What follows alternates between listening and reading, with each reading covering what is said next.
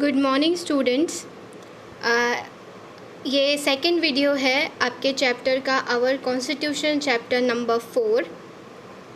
इससे पहले हमने जो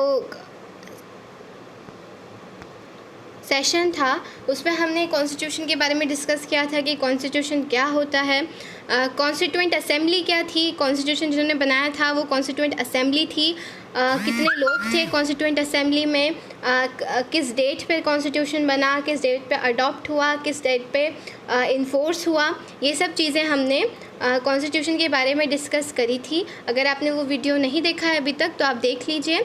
इस वीडियो में हम the preamble to the constitution discuss करने वाले हैं।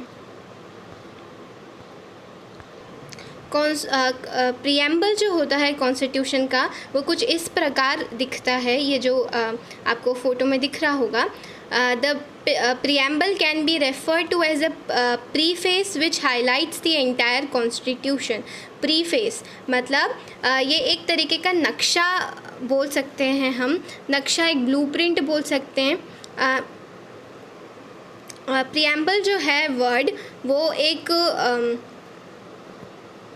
उसको हम एक तरीके से इंट्रोडक्शन भी बोल सकते हैं कि जो पूरी कॉन्स्टिट्यूशन जो है पूरा उसका एक इंट्रोडक्शन, जैसे हमारी जो बुक होती है उसका जो फर्स्ट पेज होता है उसमें कंटेंट्स लिखे होते हैं कि बुक में क्या क्या है, वैसे ही जो हमारी जो कॉन्स्टिट्यूशन होता है उसके फर्स्ट पेज में प्रीएम्बल होता है जिसमें सब कुछ एक शॉर्ट समरी दे रखी होती है, शॉर्ट एक नक्शा तरीके का दे रखा होता है, एक ब्लूप्रिंट होता है, इंट्रोडक्शन पोर्शन होता है जो कि कॉन्स्टिट्यूशन के अंदर क्या क्या है वो हमें बताता है।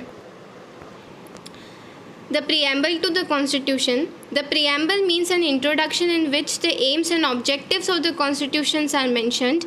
The main point of the preambles are preamble introduction part होता है कॉन्स्टिट्यूशन का, जो कि हमें कॉन्स्टिट्यूशन का एम क्या है, एम एंड ऑब्जेक्टिव कि कॉन्स्टिट्यूशन की ज़रूरत क्या है हमें ये बताता है।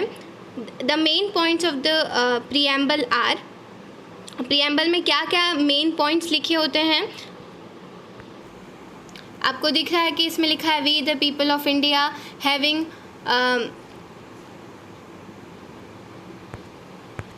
Justice, liberty, equality, fraternity in our constitution assembly, ये सब चीज़ें लिखी हुई है आपके कॉन्स्टिट्यूशन में। इन सब एक एक वर्ड का बहुत डीप मतलब है, हम इसमें डिस्कस करते हैं। फर्स्ट है we the people of India, मतलब हम जो इंडिया के लोग हैं, we the people of India. The powers of a constitution are vested in a people. It has been framed by the representatives of the Indian people after long debates and discussions. मतलब ये जो power है constitution की वो लोगों के अंदर समाई है, लोगों के जो कॉन्स्टिट्यूशन की पावर है वो लोगों से है।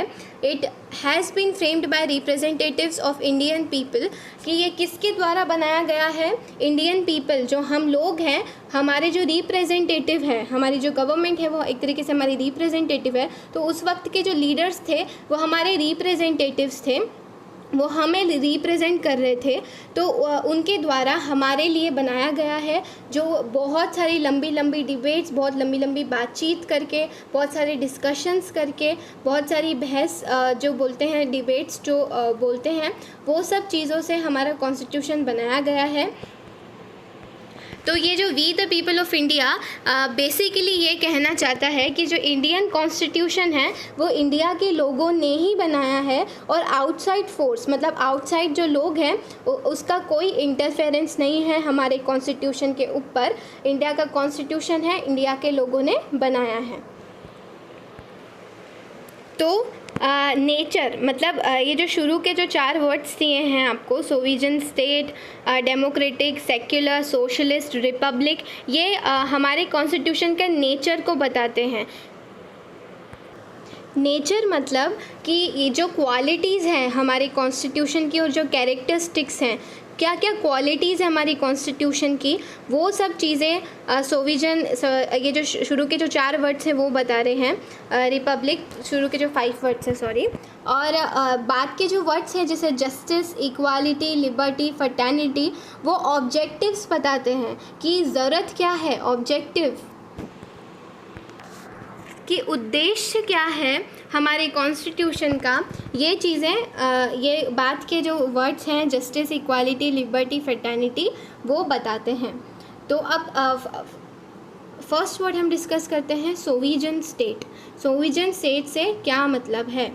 India is an independent country, we are supreme in all matters concerning us, she is independent both internally and externally. तो सोविजन स्टेट का मतलब है, सोविजन जो वर्ड है उसका मतलब है कि इंडिया एक इंडिपेंडेंट कंट्री है, इंडिया एक फ्री कंट्री है। We are supreme in all matter concerning us, मतलब जो भी प्रॉब्लम्स हम फेस कर रहे हैं, जो भी मैटर हम फेस कर रहे हैं उसमें हम सुप्रीम हैं, सबसे पहले हम आते हैं, इंडियन सिटीजन्स आते हैं। She is independent both internally and externally, India जो है वो इंटरनली इंडिया के अंदर भी फ्रीडम इंडिपेंडेंट है, फ्रीडम है हमारी कंट्री को, और एक्सटर्नली भी हम इंडिपेंडेंट है, हम फ्री हैं, फ्री कंट्री है इंडिया। नो एक्सटर्नल इंटरफेरेंस, मतलब अगर हमारी कंट्री के जो भी मैटर में हम ही डिसाइड करेंगे, हमारी कंट्री का जो भी मैटर होगा उसमें हम डिसाइड करेंगे, कोई दूसरी कंट्री हमें आके नहीं बोलेगी, कोई दूसरी कंट्री हम पे प्रेशर नहीं बनाएगी कि आप ये करिए या आप वो करिए। हम इंडिया एक इंडिपेंडेंट कंट्री है, एक सोविजन स्टेट है, और नो एक्सटर्नल इंटरफेरेंस, मतलब कोई भी दूसरी कंट्री हमें हमें कुछ बोल नहीं सकती, हमें कैसे गवर्न करना है हमें आदेश ऐसे नहीं दे सकती।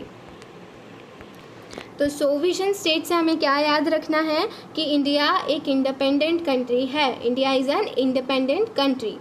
Now the second is socialist state. Socialist state, the Indian constitution adopted the principle of socialism, it endures to do away with all social and economic disparities. इसका मतलब है the Indian constitution adopted the principle of socialism. Socialism जो है वो Mahatma Gandhi and Jawaharlal Nehru की philosophy है। Socialism क्या होता है कि इंडिया एक वेलफेयर स्टेट है, कि इंडिया कि लोगों का वेलफेयर, कि जितने भी लोग रह रहे हैं उनका वेलफेयर हो, लोग अच्छे से रहे, ये सबसे सुप्रीम हमारी कंट्री का ऑब्जेक्टिव है। कोई भी सोशल और इकोनॉमिक डिसपेरिटीज़ अगर हमारी कंट्री में है, सोशल एंड इकोनॉमिक डिसपेरिटीज़, अगर कोई भी पर्सन किसी चीज़ से इकोनॉमिकली अगर सफ़र कर रहा है, सोशली अगर सफ़र कर रहा है, तो गवर्नमेंट की रिस्पॉन्सिबिलिटी है कि वो उस पर्सन की सहायता करे। हमारी इंडिया एक वेलफेयर स्टेट है, मतलब हम इकोनॉमिक प्रॉफिट मेकिंग पे इतना ध्यान नहीं देंगे। ऐसा नहीं सोचेंगे कि हमारी कंट्री में बस प्रॉफिट हो, ऐसा नहीं। वेलफेयर स्टेट है कि लोगों का भला हो। इस वजह से जो गवर्नमेंट होती है, जो डिप्राइव्ड सेक्शन है सोसाइटी के, जो शेड्यूल ट्राइब, शेड्यूल कास्ट, ये सब है, उनको ज़्यादा प्रिविलेज देती है गवर्नमेंट कि वो आगे आ सके, आगे बढ़ सके, क्योंकि इंडिया एक वेलफेयर स्टेट है, इसीलिए। तो सोशलिस्ट स्टेट से हमें क्या याद रखना है कि इंडिया एक वेलफेयर स्टेट है। अगर इंडियन गवर्नमेंट प्रॉफिट मेकिंग पर इतना ध्यान नहीं देगी, प्रॉफिट लाभ और हानि पे इतना ध्यान नहीं देगी, उनका मेन फोकस क्या होना चाहिए कि लोगों की भलाई, लोगों का welfare. Now the third thing is secular state. अब आप इसमें देख रहे होंगे कि सब एक जैसी टर्म्स हैं, सोविजन, सोशलिस्ट, सेक्युलर, तो इसमें कन्फ्यूजन हो सकता है। तो हमें ठीक से हर वर्ड का ठीक से मतलब समझना, मतलब को ध्यान में रखना बहुत इम्पॉर्टेंट है। India has no state religion. Secular state का मतलब है India has no state religion, every citizen has a right to profess his own religion, the state will not discriminate against any religion and does not interfere in religion matters. The people of different religions are equal before law and command equal respect and recognition from the state. Secularism का मतलब होता है, secular का मतलब होता है, secularism is बहुत important term है कि इंडिया का कोई भी स्टेट रिलीजन नहीं है। इंडिया एक इंडिया का ऐसा कोई रिलीजन नहीं है, जैसे पाकिस्तान एक इस्लामिक कंट्री है, अफ़गान, पाकिस्तान, ओमान, ये सब एक इस्लामिक कंट्रीज़ है, इस्लामिक देश है, लेकिन इंडिया का कोई एक रिलीजन नहीं है। Every citizen has a right to profess his own religion. जितने लोग इंडिया में रहते हैं वो अपना रिलीजन फॉलो कर सकते हैं, उनका जो भी धर्म है वो फॉलो कर सकते हैं। The state will not discriminate against any religion and does not interfere in religion matters. और जो स्टेट है वो किसी भी रिलीजन मैटर पे इंटरफेयर नहीं करेगी, लोगों को डिस्क्रिमिनेट नहीं करेगी। डिस्क्रिमिनेट करना होता है कि लोगों को दबाना, किसी को ज़्यादा प्रेफरेंस देना, किसी को कम महत्व देना। तो ये चीज़ हमारा देश नहीं करेगा। जितने भी रिलीजन है, किसी को जौन सा भी रिलीजन फॉलो करना है, जौन सा भी धर्म, रिलीजन मतलब धर्म, तो जौन सा भी धर्म कोई पर्सन फॉलो करना चाहता है वो कर सकता है। गवर्नमेंट इसमें स्टेट इसमें इंटरफेयर नहीं करेगी। The people of different religions are equal before law and command equal respect and recognition from the state. जितने भी कोई से भी रिलीजन के लोग हैं, ये फ़र्क नहीं पड़ता कि कोई पर्सन कौन सा धर्म मानता है, लॉ कानून जो है वो सबके लिए इक्वल है, सबके लिए एक समान है और सबके लिए एक तरीके की रिस्पेक्ट करता है एंड सबको एक तरीके के रिकग्निशन देता है, सबको एक तरीके से ही अपॉर्चुनिटी रखता है कि हर इंसान को एक इंसान के रूप में ही देखा जाएगा। किसी को उसके रिलीजन के बेसिस पर नहीं हमारा जो स्टेट है वो देखता है। तो India is a secular state, secularism है हमारी इंडिया में। तो सेक्युलरिज्म से हमें क्या याद रखना है कि स्टेट का कोई रिलीजन नहीं है, कोई भी पर्सन कोई भी रिलीजन फॉलो कर सकता है। Democratic state. Now fourth one is democratic state. Democratic क्या होता है? India has a democratic government established by elected by representatives of the people. The representatives are elected by adult franchises. The age for voting is 18 years. The citizens have a right to vote and elect the representative without any discrimination. Democratic state का मतलब होता है democratic, ये जो word बार बार आता है democratic word, इसका मतलब कुछ नहीं होता। इसका मतलब ये होता है कि हमारी जो गवर्नमेंट होगी वो कौन इलेक्ट करेगा? हम करेंगे, पीपल करेंगे। डेमोक्रेटिक स्टेट में सबसे मेन कौन होता है? पीपल होते हैं। इन जो लोग रहते हैं, एक देश के जो लोग हैं वो सबसे पहले आते हैं डेमोक्रेटिक स्टेट में। डेमोक्रेटिक जो वर्ड होता है इसका मतलब ये होता है कि लोग पहले, for the people, to the people and by the people. कि जो गवर्नमेंट है, जो भी रिप्रेजेंटेटिव है गवर्नमेंट के, वो कौन इलेक्ट करेगा? हम करेंगे। आपको पता है एडल्ट फ्रेंचाइजी क्या होता है कि जो इलेक्शन जो होते हैं, इलेक्शन 18 ईयर्स के बाद हम इलेक्शन में पार्टिसिपेशन कर सकते हैं। तो हम हमारे रिप्रेजेंटेटिव को चुनते हैं। अपने आप कोई रिप्रेजेंटेटिव नहीं बन सकता। हमारे पास पावर है कि हमें किसको रिप्रेजेंटेटिव बनाना है और किसको नहीं बनाना। तो डेमोक्रेटिक स्टेट का मतलब होता है कि लोग अपना रिप्रेजेंटेटिव चुनेंगे। लोग अपना जैसे आपकी क्लास में भी हो सकता है, अगर आपके टीचर जो है वो, जैसे क्लास होती है, क्लास में मॉनिटर होते हैं, ठीक है, तो कभी कभी टीचर्स ही सिलेक्ट कर लेते हैं कि क्लास में से मॉनिटर कौन होंगे। कभी कभी क्या होता है कि बच्चों से पूछा जाता है कि किसको मॉनिटर बनाना चाहिए, तो बच्चे क्या करते हैं कि बोलते हैं इसको बनाना चाहिए या फिर मुझे बनाना चाहिए, ऐसे सब बच्चे डिस्कस करते हैं। तो जब बच्चों से पूछा जाए कि किसको मॉनिटर बनाना चाहिए, तो वो जो सिस्टम है उसको क्या बोलेंगे? Democratic system. की जो लोग हैं उन्हीं से पूछा गया है कि कौन रिप्रेजेंटेटिव होना चाहिए, वो लोग इलेक्ट करेंगे उनके रिप्रेजेंटेटिव को, तो वो डेमोक्रेटिक स्टेट होता है। अब रिपब्लिक स्टेट क्या होता है? India is a republic. This head of a country, the president is elected representative and post is not hereditary. इसका मतलब ये होता है कि जैसे पहले हमको सबको पता था कि राजा जो होते थे, तो राजा का बेटा राजा बनता था, है ना। तो लेकिन ये जो इंडिया है ये रिपब्लिक स्टेट है, इसमें ऐसा नहीं होगा, हेरिडिटरी नहीं होता इसमें कुछ भी। हेरिडिटरी मतलब कि जो राजा का बेटा होता है वो ही राजा बनता है, लेकिन इसमें ऐसा नहीं होता। इसमें जो लोग हैं वो इलेक्ट करते हैं कि उनका जो प्रेसिडेंट होना चाहिए, प्रेसिडेंट तो हम नहीं करते हैं इंडिया में, प्राइम मिनिस्टर हम इलेक्ट करते हैं कि हमारे जो प्राइम मिनिस्टर है वो कौन होना चाहिए। तो कौन चुनता है प्राइम मिनिस्टर? इंडिया के लोग चुनते हैं, पीपल ऑफ इंडिया, ठीक है। और जो नॉमिनल हेड, जो हमारे जो प्रेसिडेंट होते हैं, प्रेसिडेंट का इलेक्शन जो होता है वो हमारे जो हम जिनको चुनकर भेजते हैं हमारी गवर्नमेंट में, वो लोग चुनते हैं कि प्रेसिडेंट कौन होना चाहिए। तो इनडायरेक्टली प्रेसिडेंट को भी हम ही चुनते हैं इनडायरेक्टली। अभी आपके लिए इतना जानना ज़रूरी नहीं है, अभी अपन ने ये नॉमिनल हेड और रियल हेड अभी नहीं पढ़ा है, लेकिन आपको ये जानना ज़रूरी है कि इंडिया एक रिपब्लिक स्टेट है। इसमें ऐसा नहीं होता कि एक राजा का बेटा राजा बनेगा, ऐसी वाली पॉलिसी नहीं चलती है यहाँ पर लोग डिसाइड करते हैं कि कौन उनके रिप्रेजेंटेटिव होना चाहिए, कौन उनका मॉनिटर होना चाहिए, ठीक है। सेकेंड चीज़ इज़ जो हमने अभी जो इतने सारी जो टर्म्स डिस्कस करी वो क्या थी? नेचर था। नेचर मतलब उद्देश्य जो था हमारे कॉन्स्टिट्यूशन का। तो उद्देश्य क्या है हमारे कॉन्स्टिट्यूशन का? सबसे पहले एक बार हम वापस से डिस्कस कर लेंगे इन सब चीज़ों को, अभी आगे का देखते हैं। सोशल, अब हम ऑब्जेक्टिव क्या है हमारी कॉन्स्टिट्यूशन का? तो सबसे फर्स्ट है social justice.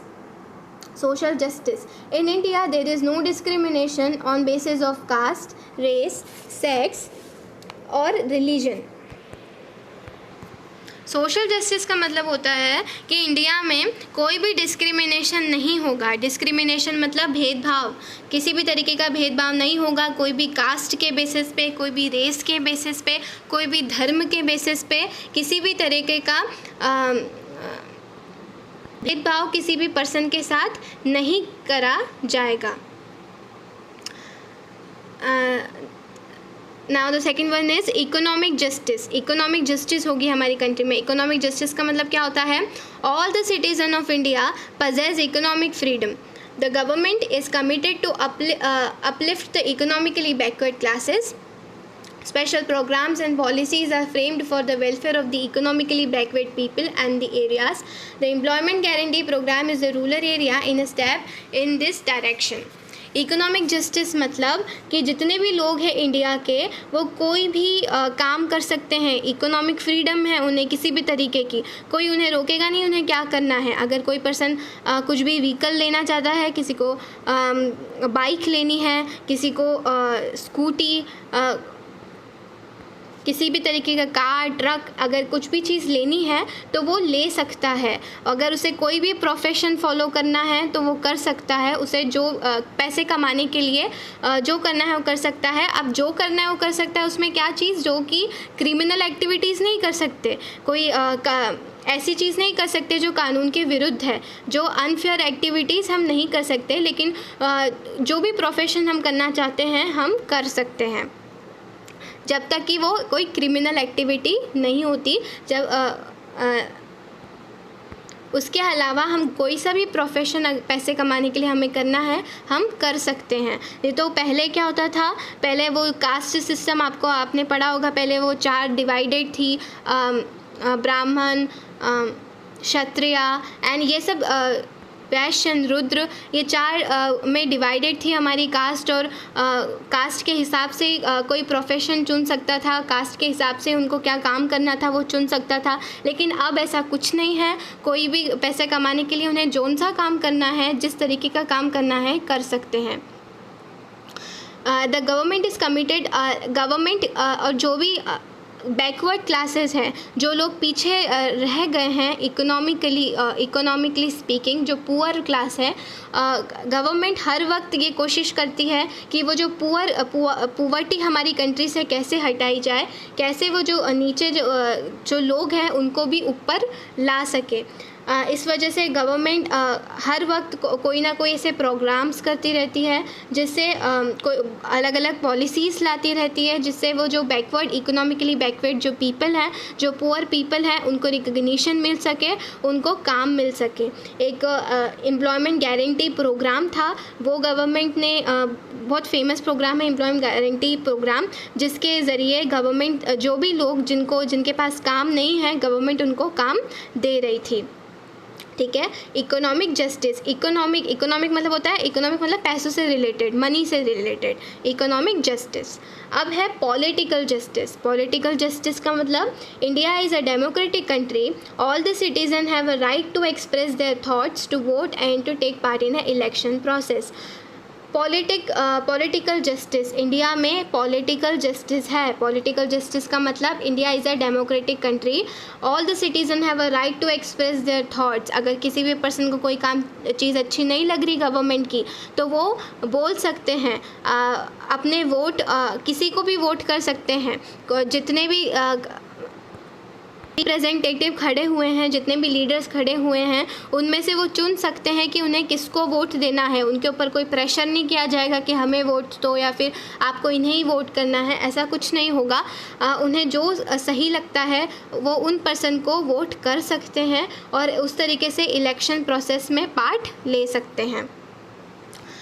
Now the fourth one is freedom of thoughts, expression, belief, faith and worship. All the citizens have the freedom to form their own religion and political views and to express them. All the citizens have a freedom to follow their own religion and to practice and propagate their religion. The state does not interfere in religion matters. सबसे important चीज़ है कि state कभी भी, देश India जो है, कभी भी रिलीजन मैटर पे कोई भी, आपने देखा होगा कोई भी रिलीजन जो चीज़ें होती हैं बहुत नाजुक चीज़ होती हैं और जो गवर्नमेंट है इस चीज़ में बहुत कम ही बोलती है, क्योंकि इंडिया में कोई भी इंडिया का एक सुपीरियर रिलीजन नहीं है, सारे रिलीजन इंडिया के सामने बराबर है। All the citizen has the freedom to form their own religions. जितने भी सिटीज़न हैं हमारी कंट्री में, उनको फ्रीडम है कि वो जौन सा रिलीजन फॉलो करना चाहें, जौन सा धर्म मानना चाहें वो मान सकते हैं। जो भी पॉलिटिकल व्यूज़ वो रखना चाहें, उनका जो भी पॉलिटिकल व्यूज़ हैं वो एक्सप्रेस कर सकते हैं अपना। अगर उन्हें गवर्नमेंट के बारे में कुछ बोलना है तो वो बोल सकते हैं। इंडिया के लोगों को फ्रीडम है एक पॉलिटिकल व्यू रखने की। All the citizens have a freedom to follow their own religion and to practice and propagate their religion. The state does not interfere in religion matters. जितने भी लोग हैं वो अपना रिलीजन, अपना धर्म फॉलो कर सकते हैं, उसका प्रैक्टिस कर सकते हैं, प्रोपगेट कर सकते हैं। गवर्नमेंट जो होगी हमारी कंट्री की, हमारा जो स्टेट होगा, वो इस बारे में कुछ नहीं बोलेगा। इक्वल अपॉर्चुनिटीज़ टू ऑल, मतलब सबको इक्वल अपॉर्चुनिटीज़ मिले, equal opportunities to all. Equality implies equal opportunities and scope for all citizens for their all-round development in education and government jobs. The practice of untouchability is a constitutional offense. Equality मतलब सबको एक जैसा, equal rights मतलब सबके पास equal rights है, सबके पास एक जैसे ही अधिकार हैं। इक्वालिटी का मतलब होता है, इक्वालिटी मतलब होता है इक्वल अपॉर्चुनिटीज़। मतलब जितने भी लोग हैं, आप इस पिक्चर में देख रहे होंगे, जितने भी लोग हैं, जैसे एक में किसान हैं, एक में डॉक्टर्स हैं, एक में गांव के कुछ लोग हैं, तो जितने भी लोग हैं सबके पास इक्वल राइट्स हैं। ऐसा नहीं है कोई ज़्यादा एजुकेटेड है और कोई कम एजुकेटेड है तो उनके पास राइट्स, उनके जो अधिकार है वो अलग अलग है, ऐसा कुछ नहीं है। जितने भी लोग हैं इंडिया के, जितने भी, कोई सी भी कास्ट से वो बिलोंग करते हो, कोई सा भी धर्म वो मानते हो, सबके पास इक्वल राइट्स होते हैं। and scope for all citizens for their all round development in education and government jobs। और सब सब लोगों के पास ये अधिकार है कि वो एजुकेशन, उनको जहाँ तक पढ़ना है वहाँ तक पढ़ सकते हैं। उनको जितनी एजुकेशन, उन्हें जोन से भी फील्ड में एजुकेशन लेना है वो ले सकते हैं। गवर्नमेंट जॉब्स, जो गवर्नमेंट जो जॉब्स प्रोवाइड करती है उसमें भी ऐसा कुछ नहीं है कि कोई से रिलीजन के लोगों को ज़्यादा महत्व दिया जाएगा, किसी को कम। हर पर्सन को उतनी ही अपॉर्चुनिटीज़ दी जाएगी गवर्नमेंट के पार्ट से जितनी दी जानी चाहिए। The practice of untouchability is a constitutional offence. Untouchability एक टर्म यूज़ किया गया है। अनटचेबिलिटी का मतलब होता है छुआछूत। पहले एक छुआछूत की वो परंपरा चलती थी कि पहले जो नीची जाति के जो लोग होते थे, बैकवर्ड क्लास के जो लोग होते थे, उनसे ये छुआछूत वाली जो प्रैक्टिस चलती थी। लेकिन अब ऐसा कुछ नहीं है, इसको एक कॉन्स्टिट्यूशनल ऑफेंस माना गया है। अगर कोई पर्सन ऐसा करता है तो वो जेल में भी जा सकता है। ये क्रिमिनल ऑफेंस, कॉन्स्टिट्यूशनल ऑफेंस है ये एक तरीके का। तो सबके पास इक्वल अपॉर्चुनिटीज़ है, कोई भी सुपीरियर कोई भी इन्फीरियर नहीं है, सब एक समान है। इक्वल अपॉर्चुनिटीज़, इक्वालिटी का मतलब है सब एक समान है। All round development, all the citizens of India are provided equal opportunities for the all round development of their personalities। मतलब सबको equal opportunities दी जाएगी। सबको equal opportunities का मतलब होता है कि सबको एक ही तरीका, अपॉर्चुनिटी मतलब मौका, कि सबको एक तरीके का एक जैसा ही मौका दिया जाएगा डेवलपमेंट करने के लिए, अपना डेवलपमेंट करने के लिए, उनकी पर्सनालिटी का डेवलपमेंट करने के लिए, उनका एजुकेशनल डेवलपमेंट करने के लिए सबके पास एक ही तरीके का मौका है। ऐसा नहीं कि कोई बड़ा कोई छोटा, सब एक समान है, एक ही जैसी अपॉर्चुनिटी है सबके पास। Now unity and integrity. India is a federal state. The Constitution clearly states that no state can segregate itself from Indian Union. The Indian citizens have only one citizenship. For example of Indian Union, our national objective is to maintain the spirit of unity and oneness. ऐसा नहीं होता कि हम states से जाने नहीं जाते। अगर कोई हमसे पूछेगा कि कौन सी कंट्री से आप बिलोंग करते हो तो हम इंडिया बोलेंगे। हम ये नहीं बोलेंगे कि हम एमपी से बिलोंग करते हैं। अगर कहीं और हम जाते हैं, कोई फॉरेन कंट्रीज़ में हम जाते हैं तो हमारे स्टेट का नाम नहीं लेते, हम किसका नाम लेते हैं, हमारी पूरी कंट्री का नाम लेते हैं कि हम इंडिया से हैं। तो वैसे ही यूनिटी एंड इंटीग्रिटी है। जो अलग अलग स्टेट हैं वो अपने आप को अलग अलग नहीं मानेंगे, सब स्टेट साथ में हैं, जितने भी स्टेट्स हैं हमारी कंट्री में सब साथ में हैं। और इंडिया में वन सिटीज़नशिप है। वन सिटीज़नशिप मतलब इंडियन, हम सबसे पहले क्या है, इंडियन है। हम ये नहीं है कि हम मध्य प्रदेश में हम इंदौरी, ऐसा कुछ नहीं, हम सबसे पहले कौन है, हम इंडियन हैं। Our national objective is to maintain the spirit of unity and oneness। मतलब कोई भी स्टेट ऐसा नहीं करेगा, कोई स्टेट अलग जा रहा है, कोई स्टेट अलग कर रहा है, कोई स्टेट ने इंडिया को अपने आप से अलग कर लिया और बोला अब हम अलग रूल करेंगे, ऐसा कुछ नहीं है। पूरी सब इंडिया सबसे मेन है, हमारी कंट्री का नाम सबसे मेन है। तो यूनिटी एंड इंटीग्रिटी, हम साथ में रहते हैं। वननेस, वन सब एकता, इसको यूनिटी का मतलब होता है एकता, ठीक है। The last one is brotherhood. Brotherhood is essential for the national unity, integrity and development. It is necessary to promote the feeling of brotherhood and oneness among all caste, language, states and classes. Brotherhood मतलब भाईचारा। भाईचारा बहुत important होता है। क्यों भाईचारा important है? क्योंकि ये हमारे अंदर एक फीलिंग लाता है वननेस होने की, कि हम सब साथ हैं। नो मैटर कि हमारी कंट्री में कितने कास्ट है, कितने लैंग्वेज है, कितने स्टेट है, कितनी क्लासेस हैं। इंडिया में हर 200 किलोमीटर जाने के बाद लैंग्वेज चेंज हो जाती है, लोगों की ड्रेसेस चेंज हो जाती है, कास्ट चेंज हो जाती है, क्लासेस चेंज हो जाती है। तो वो उससे फ़र्क नहीं पड़ता, ब्रदरहुड होना चाहिए, भाईचारा है हमारे इंडिया में, जो कि इंडिया को यूनिक बनाता है। The preamble to the constitution is a document which uphold the highest goals and is a source of inspiration for development. हमारा जो प्रीएम्बल ऑफ द कॉन्स्टिट्यूशन है ये हमारे लिए इंस्पिरेशन है, आगे बढ़ने की इंस्पिरेशन है, और ये हाईएस्ट गोल्स हैं कि ये जो चीज़ें हमने डिस्कस करी है ये इम्पॉर्टेंट है हमारी इकोनॉमी के हमारी कंट्री के लिए, और ये सब चीज़ें हमारी कॉन्स्टिट्यूशन में लिखी गई है, ये सब चीज़ों के बारे में हमारी कॉन्स्टिट्यूशन में डिस्कस किया गया है। इस सेशन में अपन इतना ही डिस्कस करेंगे। अगले सेशन में हम main features of Indian constitution के फीचर्स क्या हैं वो हम अगले सेशन में डिस्कस करेंगे। Thank you and have a nice day.